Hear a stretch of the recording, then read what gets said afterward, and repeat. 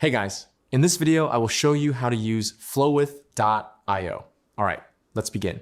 Flowith.io is an AI workspace that allows you to think, create, and execute projects using an infinite canvas interface. It helps users interact with multiple AI models, connect ideas visually, and organize files or notes into a knowledge base called the Knowledge Garden. To start using Flowith.io, simply sign up on their website. You can sign up using GitHub, Twitter, Google, or your email address.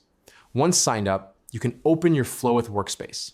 From there, you can type prompts or tasks, branch conversations between AI models, and compare results. Additionally, you can upload documents and images, and even upgrade to use batch generation.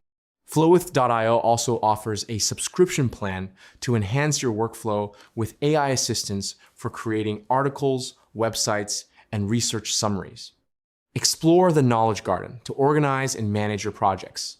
And check out your account settings for subscription details and the option to invite friends. So that's basically how you can use Flowith.io. That's it for this video. Thanks.